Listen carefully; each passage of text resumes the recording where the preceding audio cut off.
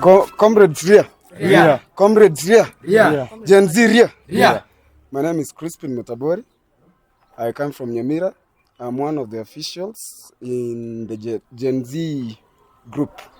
So, the major concerns I wanted to put forth are: we wish to pour out our disgruntlement and frustration concerning this government.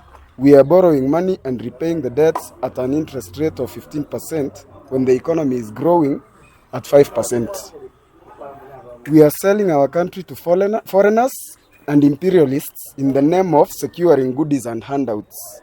The current crop comprises of very well educated youths with zero employment, misappropriation of funds all over, like the illegal creation of the office of the Prime Cabinet Secretary when medics and teachers are crying foul over peanut pays, lack of promotions, and others who are yet to be confirmed, like intern doctors and JCC teachers. We also are perturbed by the wastage of resources, like the abnormal renovations of the DP's residence, built at a cost of about 320 million and currently renovations costing over 600 million. The traveling and loitering across the world by the presidency when the economy is not supportive. We are currently living in a country where we are promoting 55 new billionaires while sinking 55 million Kenyans to abject poverty. Imagine a situation where an MP is worshipped by fellow MPs because of the exotic cars he drives and the lavish lifestyle he is living. All this acquired in just 2 years in office. Sudi is a case study. Cabinet secretaries buying helicopters, Audemars Piguet watches and shoes to a tune of 5 million shillings each, and lying to us about inheriting a government with empty coffers.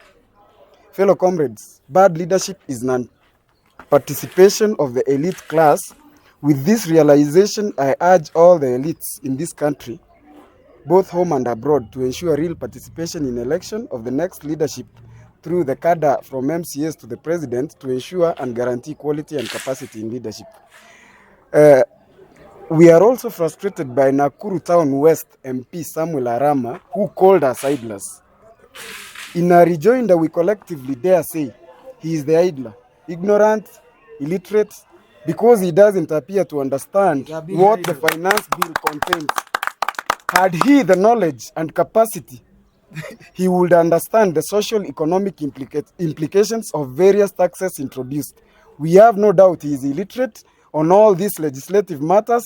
Can he tell us when he last sponsored a bill before the floor of the House? Leave alone sponsoring. When did he last contribute in Parliament?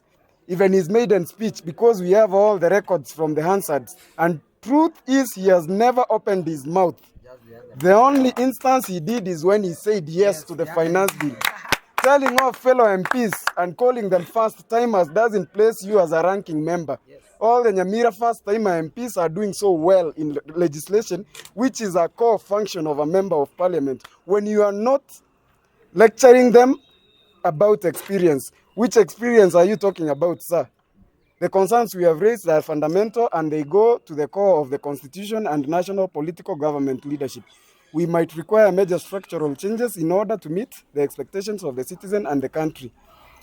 Ebuunge asomono bweke gusi onsi yari akwanete na asengencho yogo iserwa na koboru obongaini nechisemi chioko yamanya ayo onsi yagendreta ase ebunge areko bomongaini nkomanya arenge egesuro kia maonchoreria yakoretwa ase ogokinia chibango awo ntore nobo maene ayonsi akwanete na aseng'encho yoboriri bwaye atamanyeti kende gionsi nonya no mheshimiwa Jerusha ekerenga nekegori kiaye gichisemi na kiki ndiamana.